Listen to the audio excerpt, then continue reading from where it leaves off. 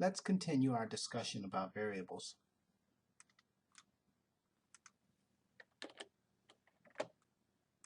Here are some rules for naming variables. For example, the name should start with a letter and should not collide with any other keywords like if, for, or then.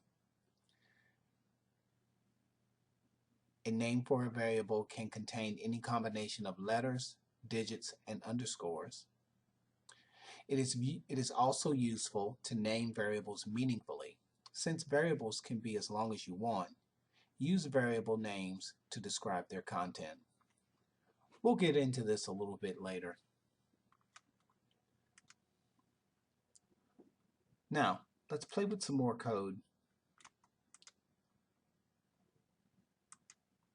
I'd like for you to enter the following code exactly as you see it.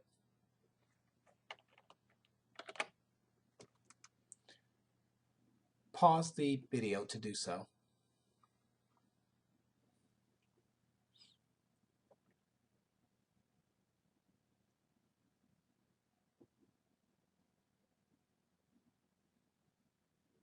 Now that you've typed in the code, click Run to see what it does. It simply gives us the number 30. Let's find out why. In line 1, we have a variable called number 1, and we've assigned that variable the value of 10. Line 2, we've declared a variable and named it number 2 and assigned it the value of 20. We've created a variable in line 3 and called it number 3. But with this variable, we assigned it the sum of the variable number 1 and number 2. And in line 4, we told the computer to write the answer to the screen.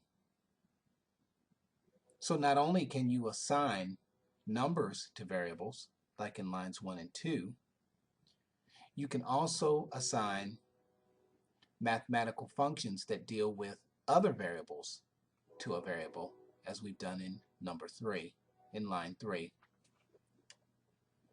So let's change the variables here for the values of the variables. Let's change the value of number 1 to 50 and change the value of number 2 to 50. And click Run.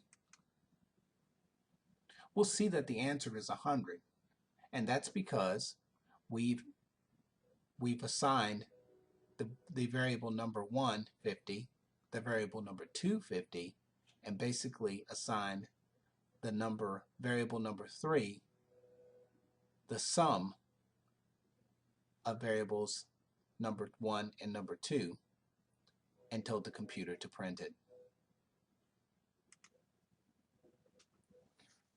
So in this lesson, you've learned not only can you assign words to variables or functions to variables, we can now assign numbers to variables. Thank you.